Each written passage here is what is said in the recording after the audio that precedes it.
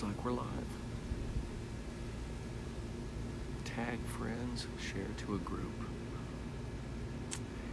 Nope. But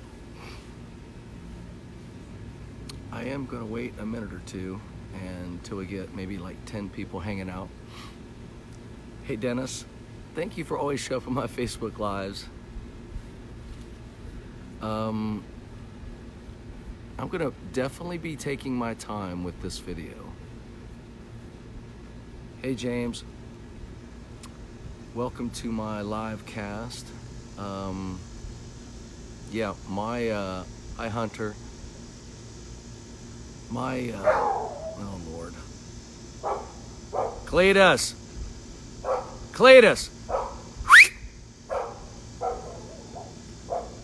Hey Hunter. Hey.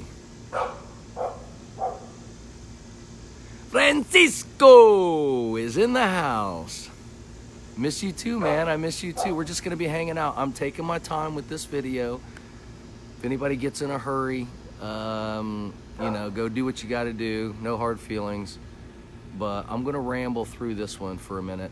I'm recording it in landscape because I do want to post it up on YouTube and make it a little bit more watchable over there, because it's kind of like, yeah, I just kind of want to talk to the people that have been keeping in touch with me for a long time and just kind of share in a little more depth about where I'm at right now. So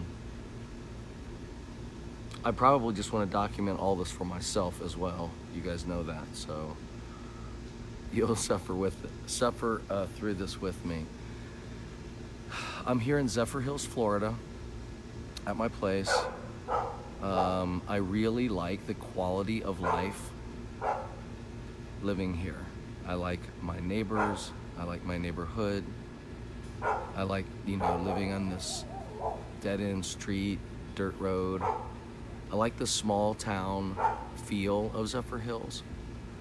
The more I'm here, the more places I visit, the more friends I make.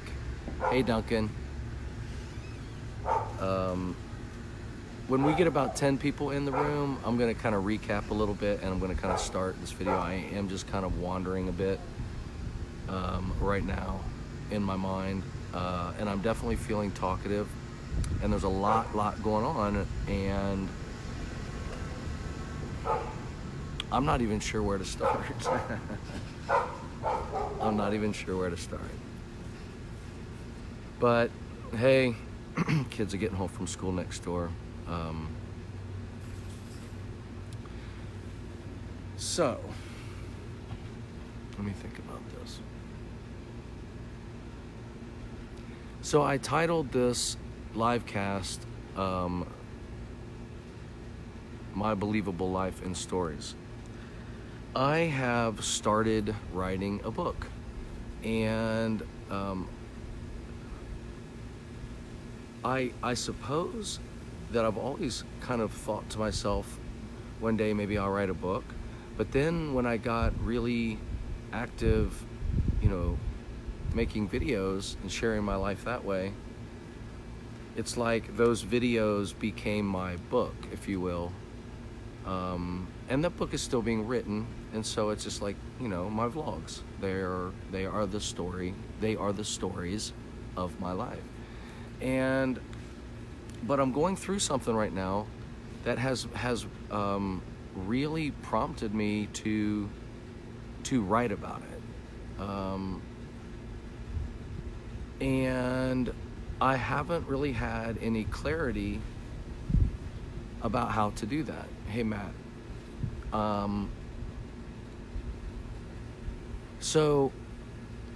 Maybe a week or so ago, I was sitting around and I was like going through all of the stories in my mind about my life and the things that have happened to me and what is happening to me right now, and how I would say unbelievable it is, but when you hear the stories, it's very believable.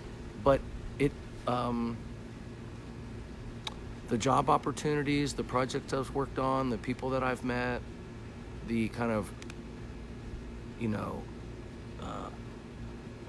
all of the experiences, I guess, that I've had.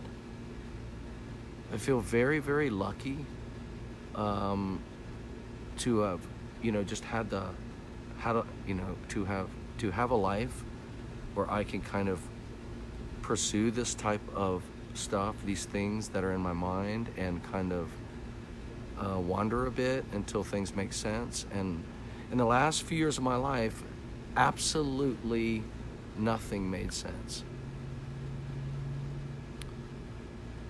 And the person that I was had in my own mind, he was gone. It was like, it was just another me, another time, another place, other circumstances, and whatever I was doing in my life at that time kind of created this life that I had, but that those circumstances had changed so much with my divorce and just my children, you know, becoming adults and trying to develop adult relationships with them through the divorce and all of the pain that happens through that. It's very difficult. And then my work was just, everything was foggy. I just didn't know what to do. I had never had to know what to do. Most of my life has been, I can't not do this, you know, this, whatever this is at the time. I can't not do it. I have to do it. People would say, how do you do it? I was like, how can you not do it? And I had this internal combustion engine that it seemed unquenchable and just going, and I was going, and then it went out. It just went out, like the fire went out. And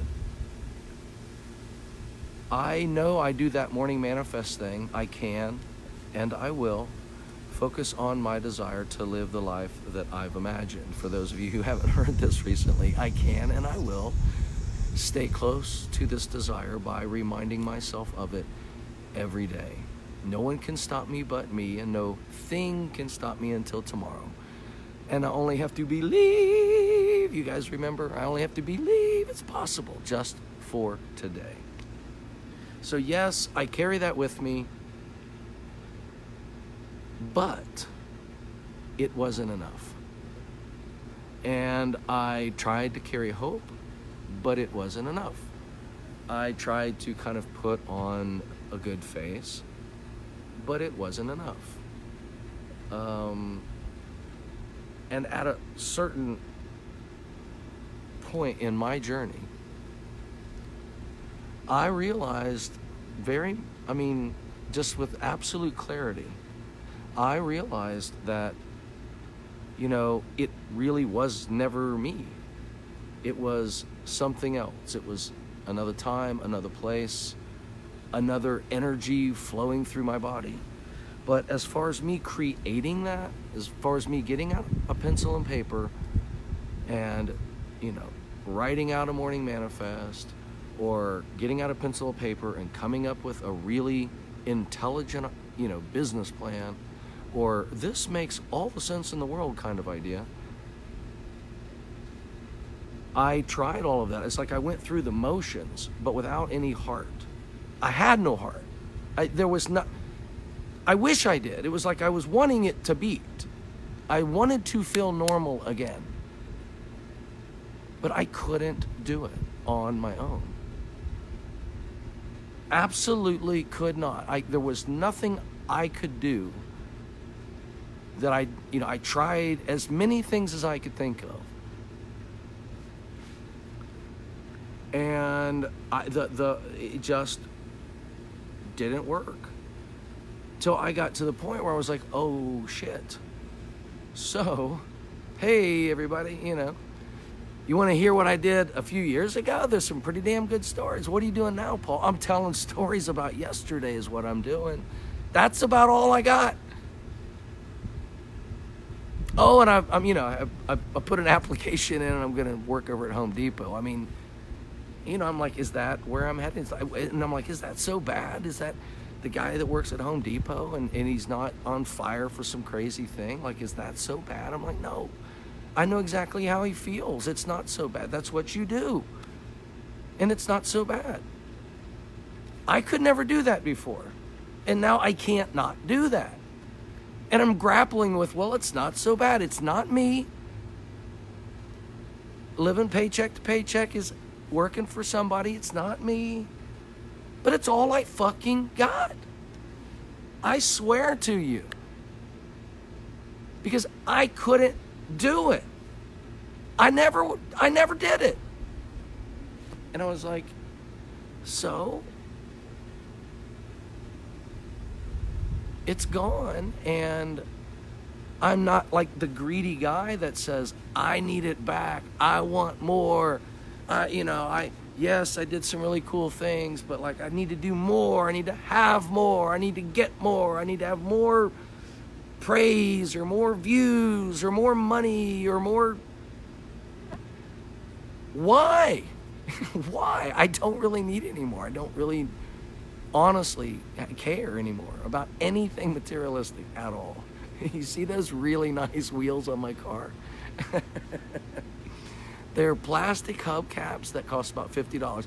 I had lost a hubcap, so I'm driving around with 3 hubcaps for about a year because I'm not going to buy a whole new set, and I'm thinking, I don't know what, I just really didn't care. And So I was going out the other night, and I was like, I can't go out in that van with 3 hubcaps on this situation. It never even ended up happening, by the way. That's a whole fucking nother story. But I go, and I'm like, I don't care. I'm too cheap. I'm not buying. So I go into, like, you know, the auto parts store, and I just get this little set, and I pop them on, and they look pretty damn cool. And it's so cheap. Because they're cheap and plastic and they still look so damn good compared to what I had on there before, that actually makes me happy. So those are the kind of things, it's like I've just turned into a very simple person. Simple pleasures, need nothing, want nothing, and honestly, relationally, have nothing to give, not even trying, telling people, no, I will not go on a date with you. Oh, thank you very much, I won't go on a date with you. Oh, I'm sure we would have a good time, but I am not going out with you. Nope, nope, nope. It's not going to end good. Not yet. I know that. So I'm too messed up. Now, I have friends. I talk to people. But I'm saying, like, you know, someone's looking at you and you're looking at them and like, hey, you think we could really be something? Let's go find out. I'm like, nope, we're not going to be anything. There's nothing to find out. When you find out, you're going to be disappointed in me. I'm going to be disappointed in me, and I don't need to find it out again, okay? Friends, that's a whole different thing. Hanging out, fun vibes, cool people. I do that, and I have that. I'm talking about, like, hey, I'm looking for love. You're looking for love. Maybe it's going to spark, and it's going to spark with me. Not right now, not today. So that's like a big thing for me, and so I'm like, okay, I don't need this, I don't need that. This is gone, that's gone. And I settle in, and I'm okay with it. I'm trying to be okay with it. And something absolutely unbelievable and miraculous has happened since then.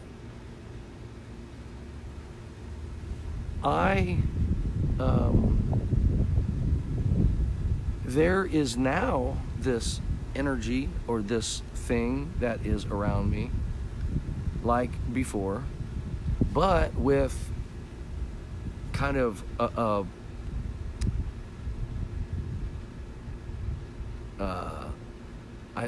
more woke dude,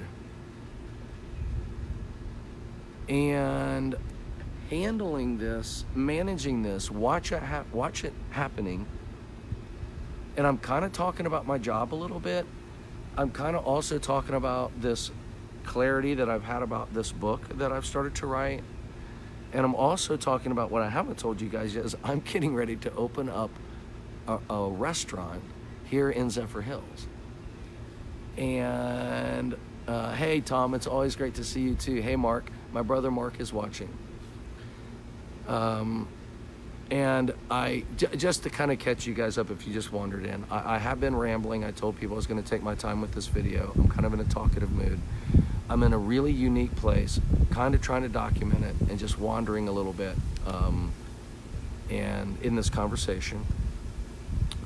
And yeah, I have been in a really difficult spot, felt pretty incapable of movement out of that, so kind of settling into this is my new reality, even though it's very foreign to me, and trying to make peace with it. Losing, you know, I guess almost my own, I don't know, just like I said earlier in the video, just felt empty, nothing that I could do would feed it, work it, and it was just like this hollow shell of myself going through the motions, trying to make peace with this new guy. And going into some relationships that taught me a lot about myself, painfully so. Still, you know, living through, well, just there's other things, you know, and it broke me. It broke me down, really, really down. But what has brought me back and what has me up is so incredibly not me, is what I'm trying to say. Like, not trying to say like a spiritual experience. I'm not trying to say a single solitary moment. This isn't a, you know, I did this and then, you know, God did that. I'm not talking about anything like that. I'm talking about something much, much, much more subtle. I'm talking about being lost and then being found. I'm talking about having no clarity and feeling very hopeless to the point of like just not even fighting it, you know, just to being just full and my battery thing just came on, so I might have to move into my computer and plug this in and finish this in my room. But it's like, I guess maybe I guess when I was being pretty successful in the past and had a lot of clarity and things just kind of worked for me, you know, like kind of effortlessly, I guess I thought I was channeling, I guess I thought that I was more involved in it, and so I probably didn't respect those opportunities and that stuff in a way that I do now, or I would today, or that I do today, not I would, that I do. And so it's like, it's definitely changed my perspective. I'm gonna have to put this, I don't have a charger, I'm sorry. Well, I'm not really sorry, I told you guys we're just hanging out, so. I got this charger, oh shit, that's not good. Ah, shit. I'm gonna walk out and get my charger cord. Okay, so anyway, like I was saying, whatever is happening now is I do not feel that I really am playing a huge part in it, other than just being present. And there are some really, really kind of off the chart good things happening to me. But I kind of know it's really not me. And so I'm like the steward right now of some really good things, is what I would say. And I want to be a really good steward, continue to be a really good steward of those things. And I think I need to write about it. I think I'm kind of wanting to start to talk about it a little bit. I think I'm kind of wanting to make a YouTube video or two here and there. I have watched some podcasts, some Joe Rogan podcasts recently, and they just ramble on sometimes for 2.5 hours, you know, like really long. And it does provide the opportunity, oh Lord, it does kind of provide the opportunity to hang out with a subject or a subject matter and just kind of wander through it and discover neat things that you don't really find when you're all worried about time or, you know, where's this going? Well, I'm not not really sure. We're just kind of hanging out. So, that's been kind of interesting to me. But yeah, I guess at the end of the day, the story I'm wanting to tell is what is happening to me. It's like the comeback kid kind of story, except this kid ain't coming back. This is something new. This kid is new. And one of my favorite quotes, I've said it on here dozens of times probably, a man is not old, obviously a man or a woman. A person is not old until regrets take the place of dreams. And I was starting to I was living in the land of regret. You know, so anyway, I can't, this lighting is so bad, it's kind of funny. But the battery's not going to go dead. Anyway, so this is my whiteboard back here and all of my magical ideas and things that are happening. Wow, it is kind of humid and hot here. And I do have the air conditioner off because it's kind of loud. So fuck. Anyway, yeah, so I definitely have a story to tell. And I have, so I'm going to tell you guys a little bit about this restaurant thing. I'm not going to give a lot of details out, but I'm buying, okay. All right, I'm going to tell you guys this. I'm going to tell you guys this story so you can kind of watch it happen in real time. So yeah, I'm going to open up a place, a restaurant here in Zephyr Hills. Now, here's why I'm going to do it.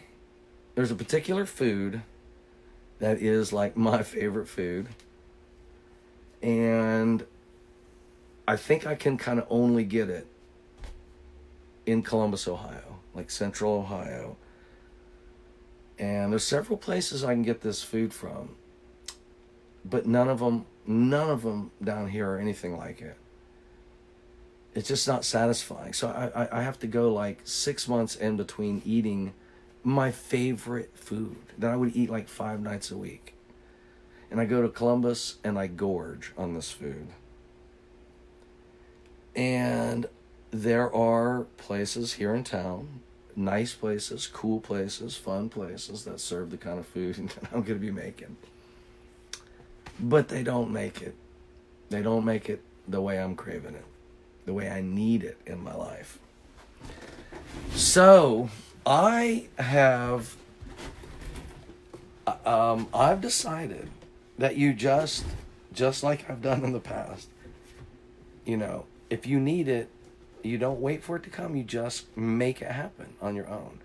So basically, I said, look, it could take me a while to figure out how to make what I'm wanting to make on my own because I've never done anything like this. But where do you start? You order like a big commercial oven. And I'm ordering one this week. And I'm going to start working on some stuff. And I'll share it along the way. I'm nervous about talking about it quite yet. But I have a name. Everything is crystal clear. And it's going to be super weird and different and fun. And I'm really actually creating the place in Zephyr Hills that I want to hang out in all the time. That I can kind of set the temperature. I can set the mood. I can set the culture. You know what I'm saying? Like, you know, we can play hillbilly music or we can play hip hop music, and you're going to have 2 different kind of people show up. You can have it real bright.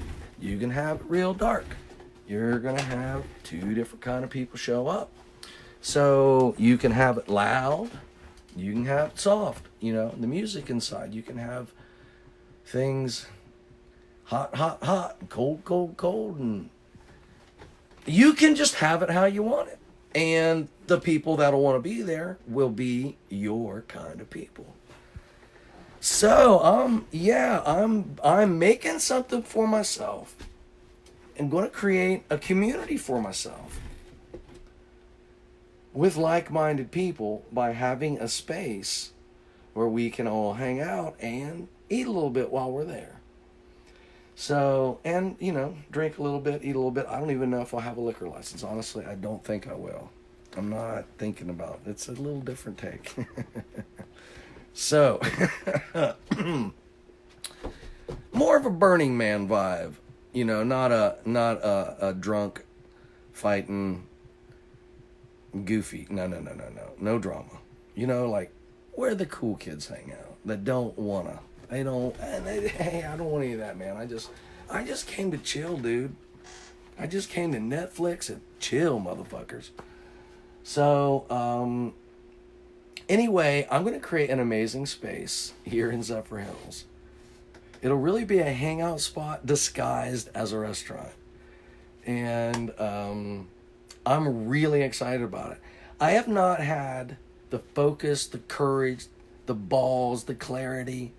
And now I can't not do this. I must do this for my own sanity, and I can't wait to be cooking my own food in my own restaurant. So, and I got a partner, so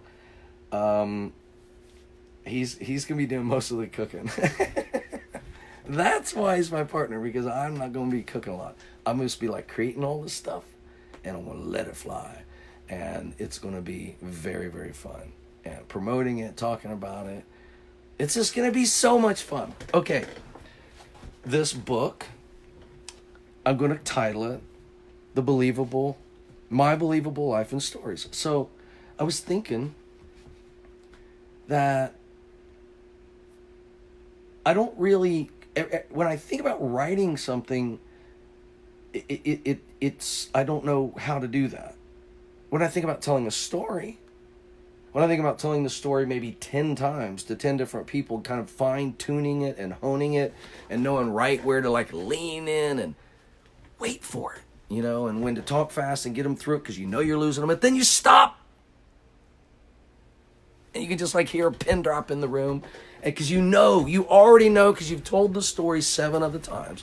When you get to this part of the story, people are gonna go, holy shit, or they're gonna laugh, or they're gonna cry. They're not gonna know what's coming next, and it's a great story, and I love telling stories. I love it. People don't even ask me, hey, what do you think? I'm like, well, let me tell you a story. It's like, I already know I go into storytelling mode when I'm, on, when I care, when it's important to me. I can't just write about it. I gotta like tell stories about it. So that's how I thought to myself, well, holy shit. That's how I would write my book. It would be my life in stories. I would just tell my stories. I was like, I would just do it in chronological order. And I was like, what's the first story of my life that I really love to tell? You know what I mean? Like, I've already written this book. And one of the first ones that came to me was about this teacher of mine named Mr. Bleho. And Mr. Bleho had this, I told you we were going to hang out. And I'm not going to go into the whole thing. I'm just kind of giving you a little taste of the restaurant, of the book. And then I'm going to tell you a little bit about Squad and how insane. There is no way to talk about Squad in a non-hyped,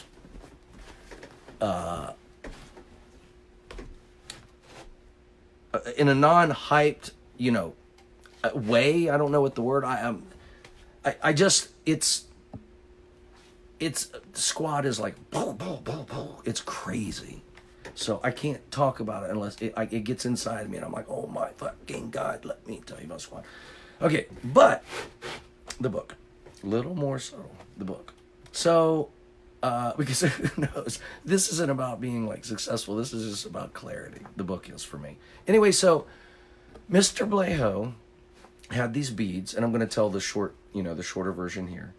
But he had these beads, and he said, hey, if you do this thing, if you bring in every day a clipping from the newspaper for current events, at 2:00, then you get, 1 bead. And there was these green ones and red ones. 10 green ones equal to red one.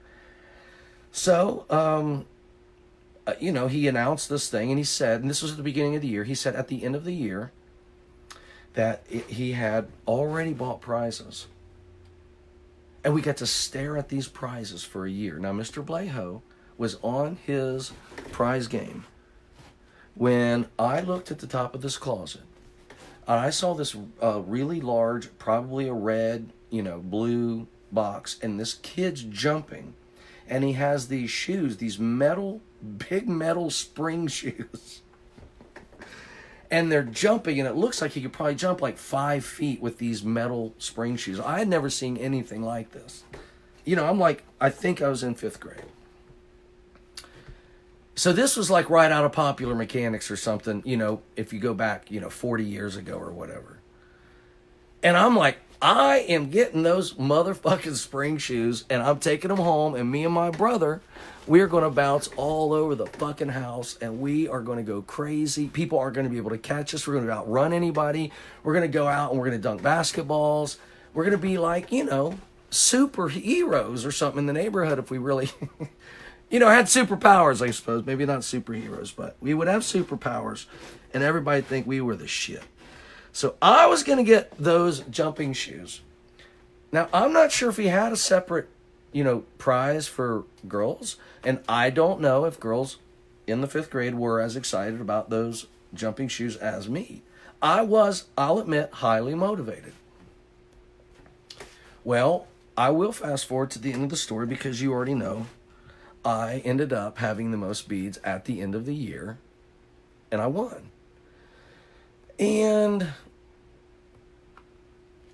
I remembered it was like I was really young, and I was the kid, and see, when I tell these stories, I'll tell about other parts of my life, and you're going to get the whole thing, not just these stories, but, like when I was a kid, I carried a briefcase around. My mom and dad have pictures of me. I kind of always wanted to be a businessman. Always wanted to be a businessman. Well, my mom and dad thought that meant I always wanted to be rich. Well, and I didn't know what it meant, and I guess I thought maybe like, oh, if I do this, I will be rich. But when I was a kid, it was like, I just want to run shit, like I want to be the boss. I want to do it my way. All of my life, just let me do it my way. I will, even if you're an adult and you've got experience and age, and I'm 12, I'd say, well, tell me what you know. Why, help me understand it. I have to understand it first before I'm going to do it. That's just the way it is. You have to teach me the way I want to learn, or I'm not going to learn. And then I'll figure it out on my own anyway. So I don't even need you. Just either teach me or get the hell out of my way, and I will teach myself. I was not a good student. But Mr. Bleho captured my imagination. He challenged me in a way. The first time the teacher really got me, Mr. Bleho got me, and I got him, and he was cool with me, and I worked for him. I worked for current events. I worked for being the leader of the hall and opening up the door. I volunteered for shit because I got more beads, and I won. But he taught me a lesson that I never ever forgot at just the right time in my life. It's an easy lesson to apply. Most of the time, the person who wins is the person who cares the most. Not the most talented, not the funniest, not the fastest, not the smartest. The one who cares the most. I wanted those shoes. He told me how to get them, and I just showed up every fucking day for a year. And it's not like you could go around and find out, you'd try to find out, oh, did you hear so-and-so has a lot of beads, and maybe at recess I'd take 10 or 20 of mine off, because by the end of the year they're like huge strings of them, and the red ones are like 10, 20, 30, 40, and there's all these green ones, and so it's like you're trying to eyeball who has what. And there was a girl in the class who was real close, and she got competitive, and which made me even more competitive. But the lesson was, I think I just tried harder, is what I think. But I liked the results. Everybody else in the class probably, I don't know what they learned. They probably think, oh, I didn't give you. I don't know, maybe they didn't learn anything. Maybe they all felt like losers. And that sucks because I did not. I felt like a winner, and I carried that with me. I still have it with me. Well, I lost it for a minute, but it's back.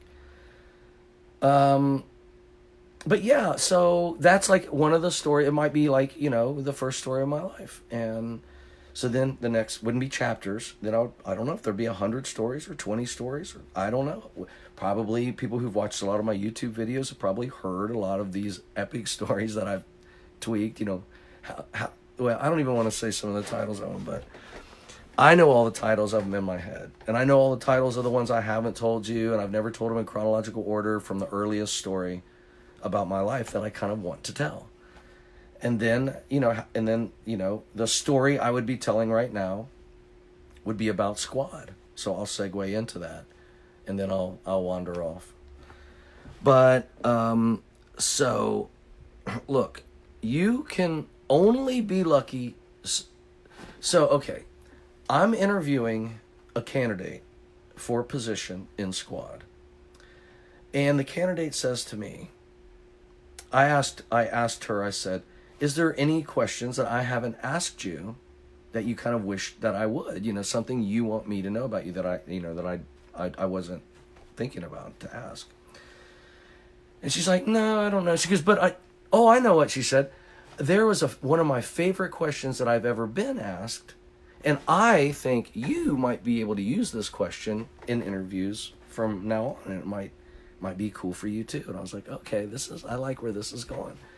She said, so I was in an interview and someone said to me, do you consider yourself lucky?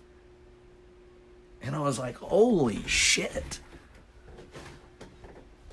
And I was like, I know what I would tell someone, like, it would just bust out of me. I was like, I honestly think I am probably the luckiest person in the world. Now, bad things have happened to me, or I haven't been good with all of my luck, or I am not responsible with, very responsible with the good things that happen, or the good things. Like, this isn't like a results thing. So I'm not lucky in like winning the lottery, and get a great result. I'm lucky in just a lot of things, okay? Like crazy things, like opportunities, ideas, unbelievable odds.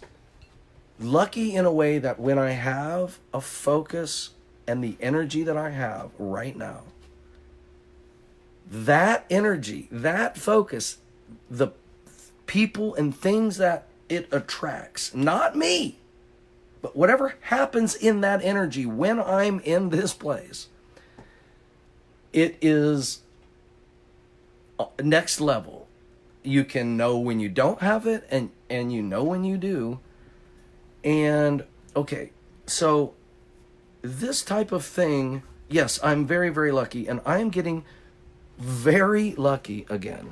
So I'll go into great detail about this at some point. But I took a stab at creating an app called Glimpse several years ago. You take a photo, you get a video. It is essentially live photo. And I think we had a big influence on that live photo product. We had a lot of great reviews. We had probably 100,000 downloads. But we really never had a plan.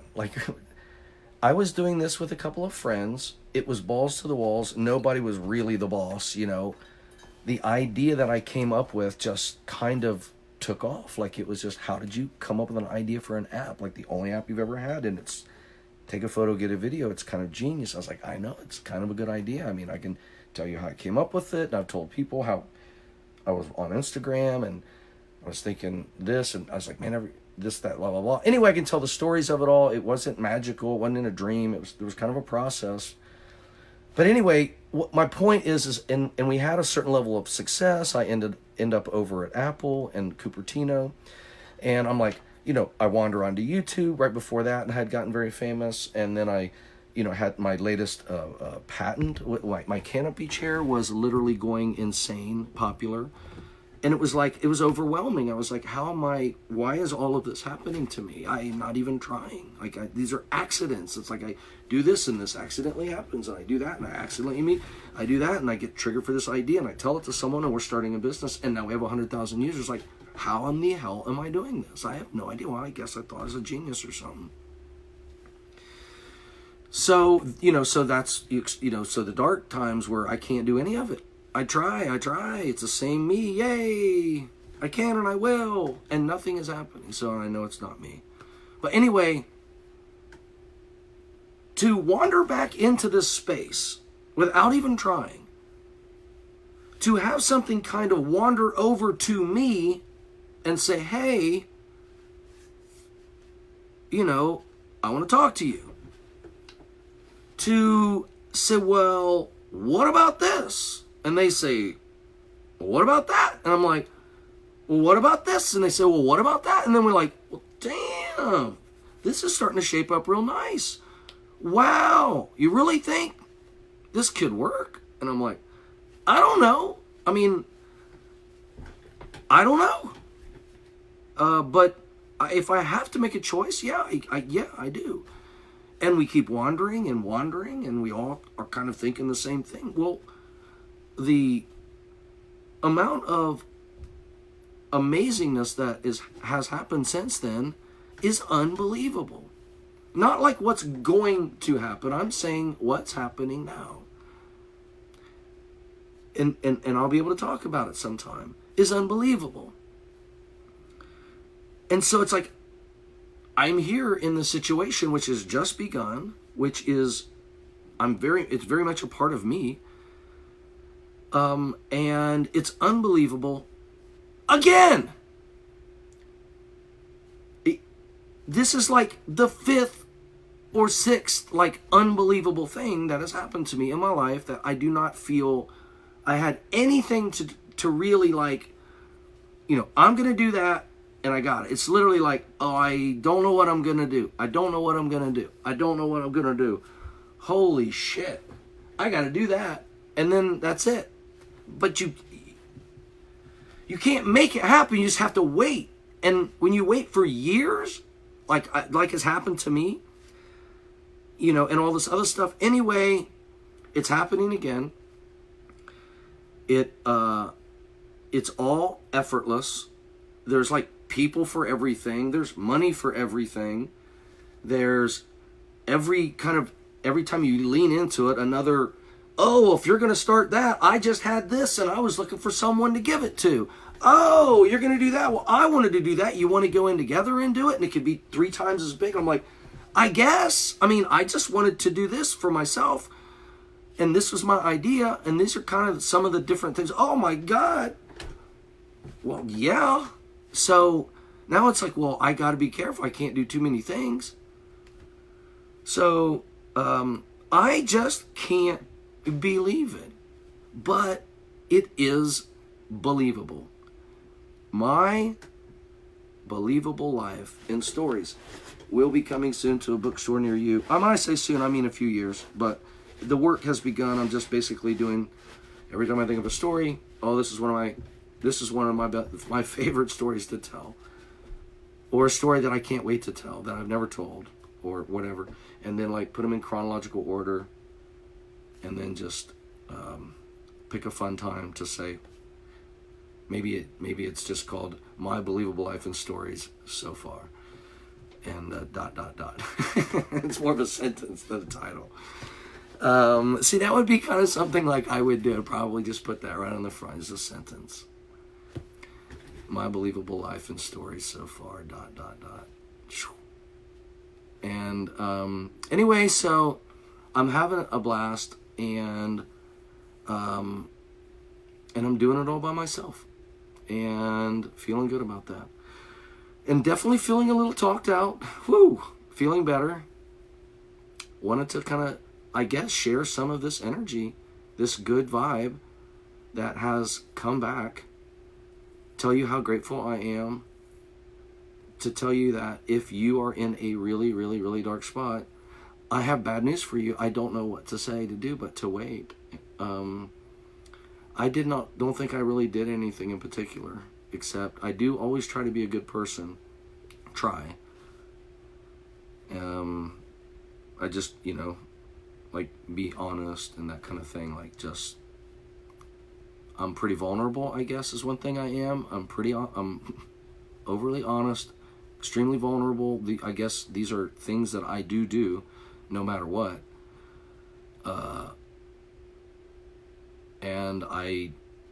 But I can't say that I'm trying to be the change I want to see in the world. I haven't volunteered for a bunch of organizations with my free time.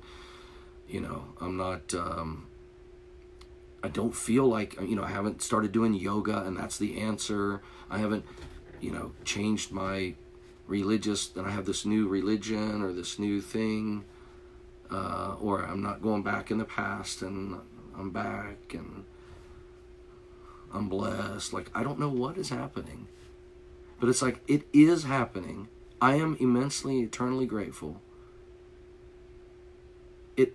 I guess it can happen to you too, but I don't really know how. And when you lose it, you don't get it back until it comes back on its own. If it left tomorrow, if I came to you guys tomorrow, I was like, it's gone. I had this idea, it didn't work. I talked to that guy and normally it works. If this happens to me again where it's all gone, I will be telling you, it's gone. I told you when it was gone before. I'll tell you when it's gone again.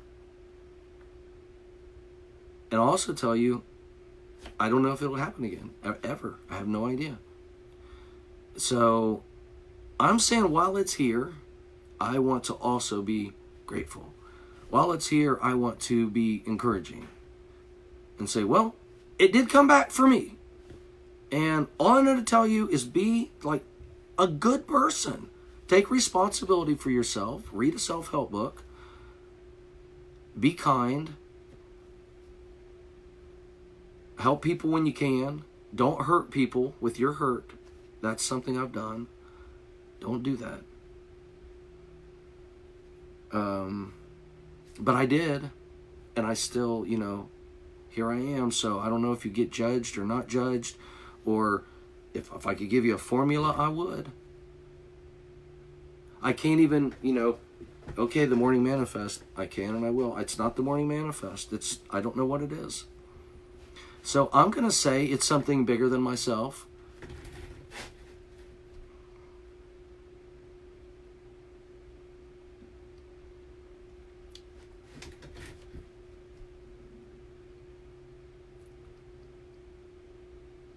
I'm going to say that it's,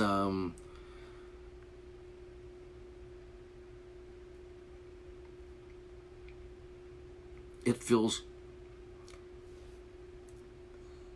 more like a gift than a entitlement.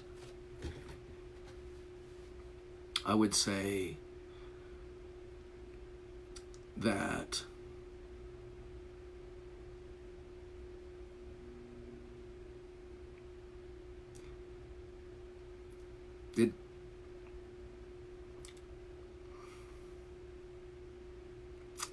it doesn't feel earned, so it makes it like even like more beautiful to me. So yeah.